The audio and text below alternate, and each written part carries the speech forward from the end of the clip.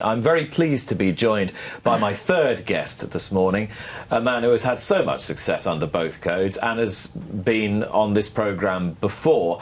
Sadly, he comes on again in the wake of a rather unfortunate situation, and that is the withdrawal on veterinary advice and veterinary compunction, essentially, of his great stalwart, Marmelo, from the Melbourne Cup. He is, of course, Hughie Morrison. Hughie, good morning. Good morning to you. And you are here, you are smiling, your sense of humour is broadly intact, but it must have been taxed to the absolute extremity in the last 2 weeks. Just tell me the story from the beginning, if you like. Well, I suppose it's a sort of twofold element of frustration, really, with that.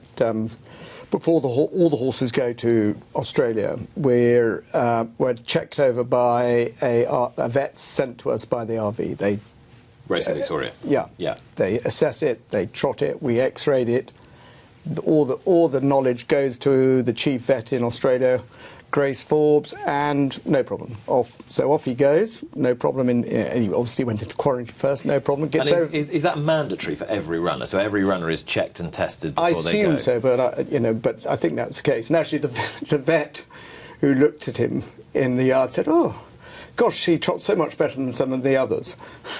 So I felt, he's not a great trotter. We all know that, but he was assessed. The video was assessed in Australia, and Grace Forbes, the chief vet there, who's passed him to race the last 2 years, passed him again on what she saw there in England, and then he travels out there and he's hardly allowed to get off the plane, and they start trotting him up, and the Australian vet says he's trotting as well as normally, or shuffly as normally, and so she demands a X-rays. And he's already been X-rayed. So this is Grace Forbes again? Yeah. So he's X-rayed, he has a full set of X-rays done, which are for a 6-year-old horse are good news. That didn't satisfy her, so she then asked for a CT scan. And the CT scan has just been purchased by Racing Victoria in conjunction with the University of Melbourne. Mm-hmm. So it's a new toy. And CT scans are new, really, in terms of worldwide investigative means of the horses. And anyway, the CT scan came back with, a report and images, and within that, written by somebody who knows what he's talking about in terms of horses. And he makes no recommendations. He doesn't recommend the horse is unfit to race. He doesn't recommend that the horse is more likely to harm itself, and so suddenly we get emails saying this horse got to be taken out. It's got incomplete fractures, which is, there's no such thing as an incomplete fracture. Ask Mark Johnson, and if anybody wants it explained better, they should read Mark Johnson's article in Kingsley Carrion this month. Mm-hmm. So we got our act together very quickly. We got all the information sent to Ian Wright, who's probably the world-leading CT scan orthopaedic surgeon in the world, who's done lots of work on CT scans and the results and the effects on fracturing and things like that. And he said, no, this is an incomplete fracture. There's things called pod lesions, which most older horses have. They develop them over time, and his research actually shows that pod lesions create less of a chance of a fracture than more of a chance of a fracture. Anyway, his report summarised that the Marmelo has a less of a chance of less risk of fracturing his leg, and it would be unjustified to race him. So that was sent off to Racing Victoria, and we thought, fine, we're okay. We arrived. The horse worked. Do you mean unjustified not to race him? Yeah. So we, arrived, watched the horse work with Dr. Forbes and her boss, and they made a comment. They didn't even see him after the race; they just watched him work. And next thing we know, within 24 hours, they've taken him out, which is pretty frustrating for. I think the human element is the worst thing. My lad who looks after this horse and drunk this horse for 3 years. He knows the horse. He knows if it's not moving well and is unsound. And, it's basically telling him he doesn't know what he's talking about. Tell me about the way in which the news was broken to you. So you were out there already by this stage. You had watched the race with the vet. 24 hours later, he was withdrawn. Did they inform you privately first, and did they discuss with you how this might be managed? They rang me up on the Wednesday evening. I arrived on the Tuesday. We literally had 4 hours to get a report together. We had Ian Wright's report, but we felt we should have got more information, like we could have done other scans and things like that, but they didn't give us the opportunity to do that. So, we just rung up and said, he's out. And we said, well, we'd like to have seen the report put by the chief vet to the stewards, but we weren't allowed to see that. And actually, when we did see it, it had no element of Ian Wright's report recommending the horse should remain in the race. There was nothing about risk management, it wasn't done exactly the way democratically. Do you feel there was any element of sensitivity towards you, even after they'd taken the horse out? Not really, because I wasn't the only horse. They scanned four horses in all. Charlie Appleby, we should stress, Ispolini was withdrawn for similar reasons. Absolutely, and that was, and I'm sure they did their research, and I think reading between the lines, they had extremely strong case to remain in the race too. They did Ed Dunlop's horse and one other horse. Red Verdon. Yeah. And the fact that the specialist who wrote the report, he made no recommendation that we should come out. And he actually recommended one of the other horses should go on light exercise. So he obviously didn't have a concern about the horse. It was an interpretation weaponised by Grace Forbes and the Integrity Department in Australia. How much has this cost you? Well, it won't cost me much, and I don't. I think it's probably cost getting on 100,000. That's not the. I think the important thing. You mean when you say it hasn't cost you much, it's cost the whole ownership group about £100,000. Somehow it will end up costing me something. But that's not really the issue. The issue is the human element. The owner breeders here, Christabel and Ed Goodwin, who can't understand it. The Australian owners, who are seriously upset about it because they don't understand it either. And I think, as I said, my travelling head lad, Tom Pirrie, knows the horse. He knows the horse is okay. And now the horse is, internationally, people think he's got a fracture in 2 legs when he hasn't. How much does this then worry you when you come to run the horse again? Because we all know any accident can befall any horse at any given time. Well, I think is that now going to prey on your mind every time you take him to the races? As you know, he's got supposedly 2 fractures in one leg, and he'll probably go and break another leg. But obviously, we hope that doesn't happen. And as you say, it preys on your mind. It makes it very difficult to run the horse. Though we are, we have written to David Sykes, the BHA, the chief vet here, and asking for his view, can we run in the UK? There is actually a race in December on the all-weather, because we want to know where we stand. And what's David's response been? His response is, so far, is to wait. What he said, I need to view the Victoria Racing's report on the issue, which is quite surprising because he was in Australia with Grace Forbes last week. So I can't believe he spent the whole week there without discussing Marmelo. So in the kindest and most diplomatic way possible, would you urge him to please give you an answer sooner rather than later? Well, we want a yes or no now, because we want to know whether the horse is potentially could go to stud, he could go racing, and he's got the information, and I don't see why he should prevaricate beyond today, really. Richard, I know, has a significant interest in this. We were talking earlier about evidence, and here is evidence of a sort. And a lot of people would say that in order for racing safety to be maintained internationally, we need CT scanners and so forth to maintain the integrity of the sport and maintain the safety of its participants. But here is clearly a case where there is massive debate between 2 highly respected professionals as to what this scan actually means. and the sufferer. Well, there are many sufferers, but all those connected with this horse. Yeah, absolutely. I think there's a number of sort of things that seem a bit unsatisfactory with it. Firstly, as soon as you get two professionals giving completely disparate opinions on it, and one says it's fine and one says it's not, we're in a difficult world if they can't make their mind up, if you like, if it's not 100% clear what the clinical judgment should be looking at the scans. That's one thing. But the second thing is the point about, and I'm putting a sort of an old medical hat on here, but, you know, we're all advised, treat the patient, not the scan. When you start looking at scans and you're trying to make sense of them as to what's going to happen next in terms of fractures, I think you're on pretty thin ground. And the question I would ask is, and I genuinely don't know, is how much evidence there is. How many cases have they looked at?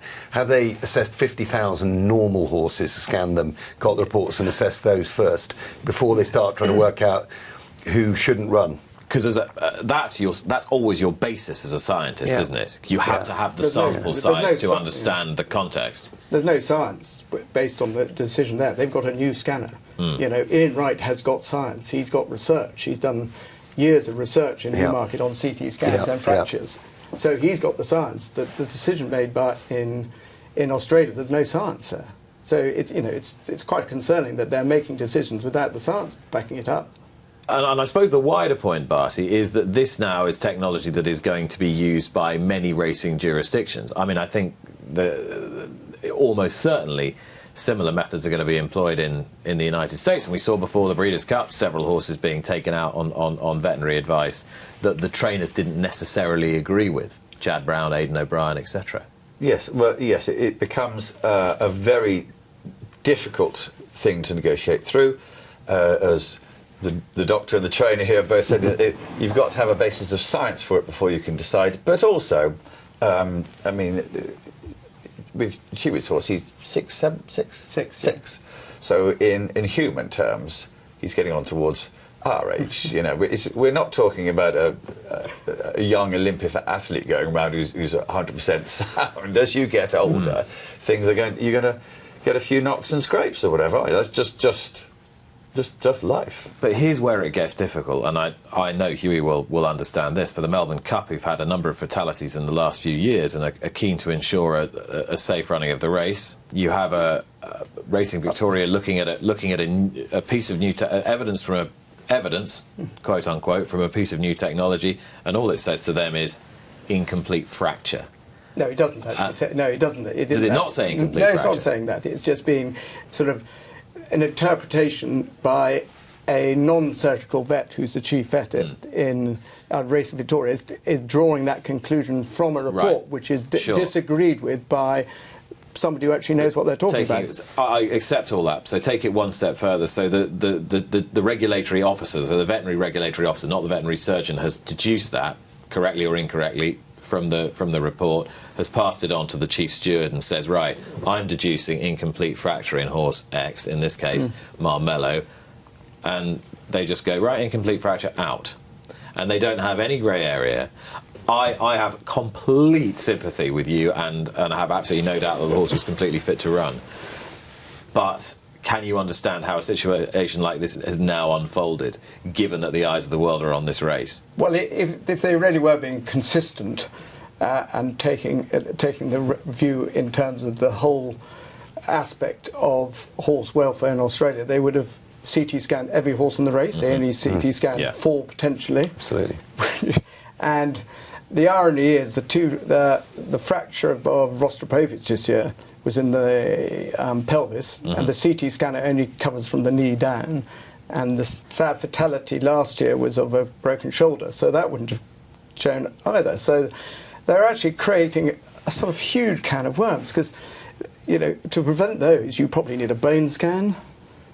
You might have an MRI scan. You know, but where do we stop? You know, and would you even prevent them? Is there evidence that actually that you can radiologically pick up early signs and you will reduce fractures on the course? Is that evidence? There's no evidence there, and I think part of the irony of the whole thing is that horses which don't move particularly well in their slower gait don't fracture, while the ones which move beautifully do fracture.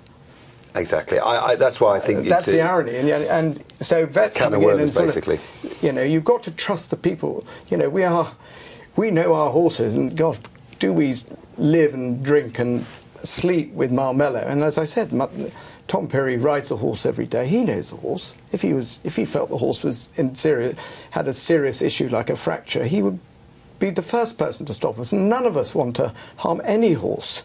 And it's really a knee-jerk reaction of regulators to the horse welfare issue. Which is now becoming a major global issue, and particularly heated in the lead up to races like the Melbourne Cup. Yeah, there are lots of other issues. Why don't people look at the regulators start looking at the racecourse ground a bit more? That's Santa Anita, for instance. We've had, do we ever hear statistics here of where there have been fatalities, and is it happened on particular courses and things like that? We see all the onus seems to be always thrown back to the trainer, who actually probably knows his horse better than anybody. And as Dr. Newland's just said, actually, we know our horses, so you don't want to go on scans and things like that. You go on what you know. But there has to be perhaps slightly more stringent and heavier regulation than there was 20, 30 years ago, God. for obvious reasons. Oh God, but we couldn't agree with you more, but they've got to get it right. They've got to base it on factual evidence. What they should be doing is CT scanning now virtually every horse in Victoria every 6 months, building up a picture of how the horses go, and then they will have some science to go on. At the moment, they've got a new CT scanner which shows detail beyond belief, but the detail actually is being misconstrued because they haven't seen this before. And I think based on the amount of horses they chucked out from the CT scanner, I suspect if they CT scanned the whole field, they would have probably chucked out between half 50, a dozen of them. No, I think 50 to 75%. Yeah. So where is Marmelo now? He is cantering around Werribee in Victoria still, having a very nice time.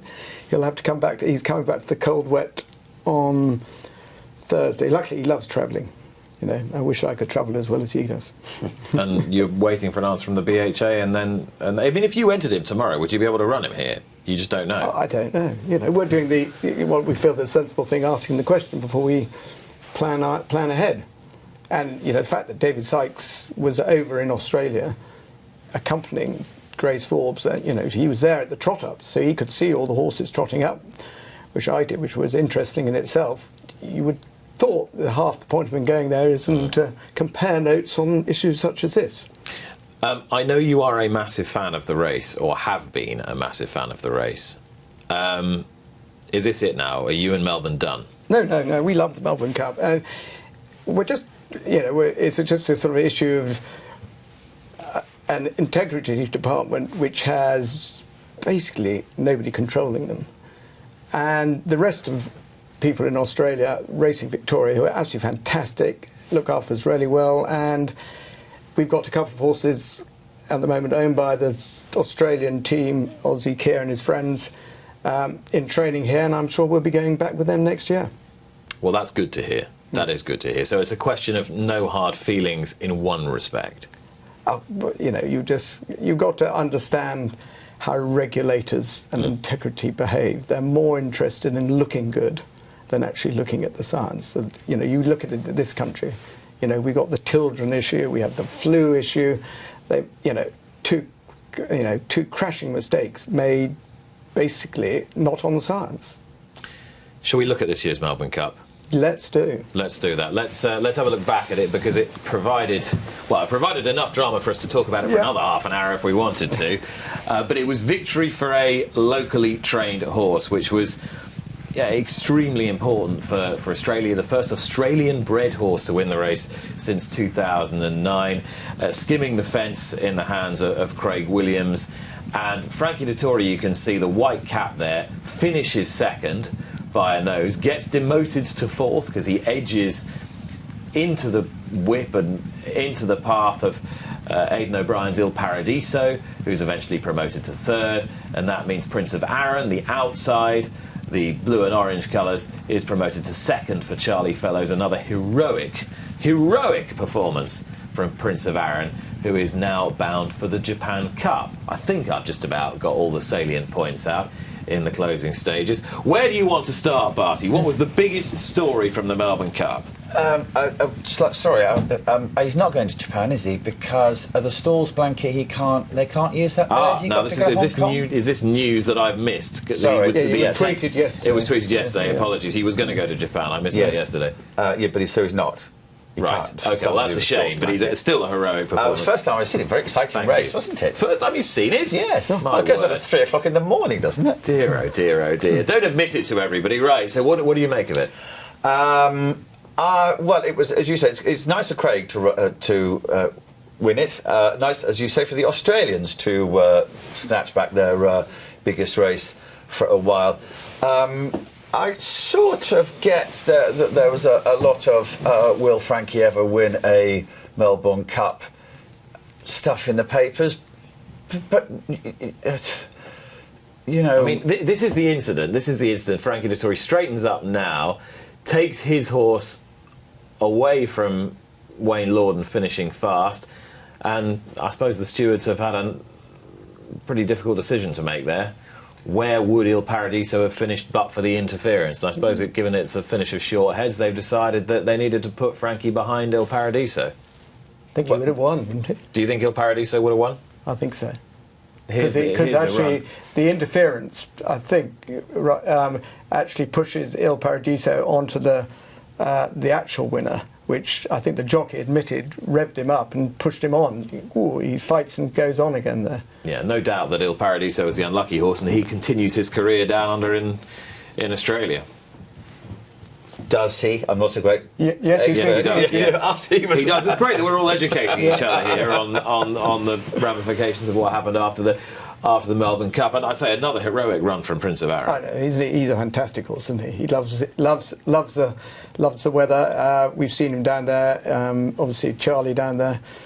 And you know, he's rather like Marmelo. He's very relaxed, likes a flat track, and keeps improving. And given the fact that you were one place in front of him last year with Marmelo, I guess you watched the race with a mixture of... Yeah, well, it was sort of... The form book says we would have been... Bang there.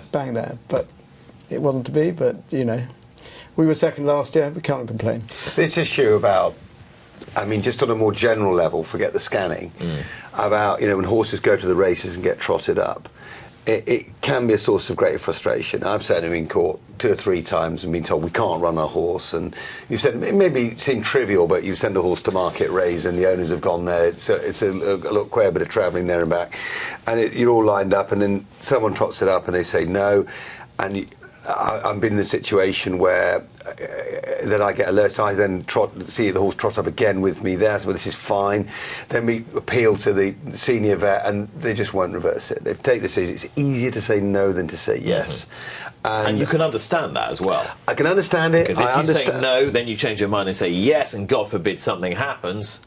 Yeah, but I suppose the point I was going to make, I was saying that when Peter de Rey won his Grand National, the vet who trot, because they trot all the horses up before the Grand National, we were told he couldn't run. Really? And he's been prepared for the whole season for that day. And I got there, and the first vet said no. Fortunately, another vet had looked at it, I think it's okay. The next thing is, 6 vets looking at it, and some think it's okay, some think it's not okay. Trotted out, I said, look, he's fine, get him anyway. We were allowed to run. My point really was that, obviously, he won the National. It was incredibly impressive on the day. I don't know how much feedback went to with due respect, the younger, less experienced vet who'd originally said he couldn't run. Because if you're trotting a horse up to do a dressage competition is one thing, but if you're trotting an 11-year-old up who's been in racing, who's had a tendon strain when he was a 5-year-old, who just never is a good trotter, and then you're suddenly... I think what I'm trying to say is I think that there is some learning there from some of those vets, and they really need to try and understand, you know, what the decision they're taking is. You know, the decision should be, is it safe for this horse to run? Not, you know, is it 1/10 lame, if I can put it that, which is a... Now the BHA, and I've spoken to them about this week, knowing that you were both coming on, and they were keen to stress the point that here, particularly ahead of races like the Grand National and the Cheltenham Festival, and with the trot-up procedure, they ask all of the trainers, and you can both confirm or otherwise, to send any footage or any video of any horses who have what they would call unusual movement. So if you've got a slightly shuffly horse, a slightly stiff horse, a horse that's not always completely sound by your metric of a veterinary examination or a dressage test or whatever, then to send it to them so they have a picture of what that horse's normal is. So they've got a normal for each horse, if you like. So normal isn't an identikit picture for every horse. Is that right? Do they ask you to do that?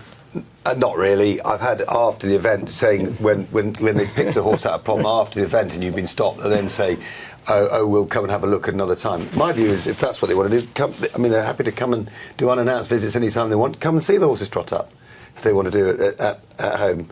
No, I don't think it's totally satisfactory. Well, anyway, but it's a difficult issue, and I understand that, and there's a level of subjectivity. But my experience recently is if one person says no, and you then appeal to another vet, that usually they just back the decision and say, well, that's it, you can't run. It's easier to say no than to say yes. Yeah, we're dealing. A lot of the vets, the BHA vets, aren't very experienced.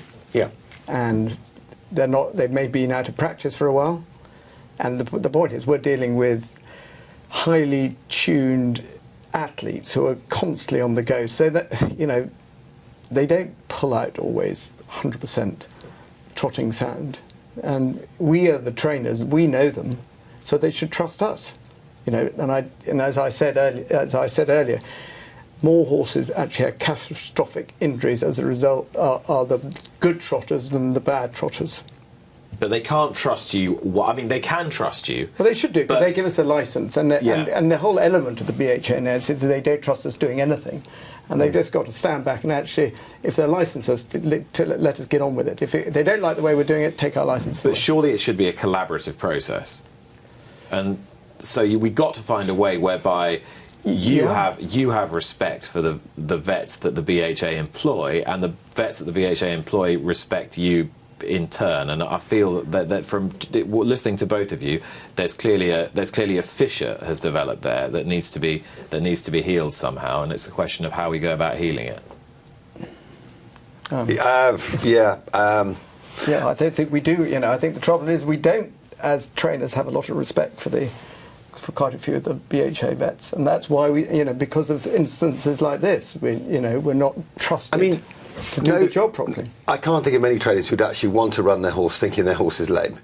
That he's not going to run well if it's lame, irrespective of, so why would one be choosing to do it? So the assumption is that somehow, possibly an inexperienced vet, trotting your horse out, seeing it for the first time ever, has a better judgment of that horse's soundness than, as Hughie says, the trainer who's been with that horse for the last 3 months, seeing it every single day.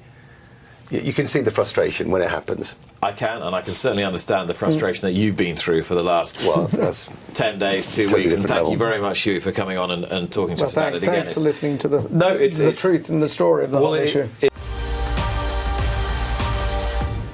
Subscribe to Racing TV to be notified when more Luck on Sunday videos are appearing online. And don't forget to join me for the show every Sunday morning from 9 o'clock with the best guests.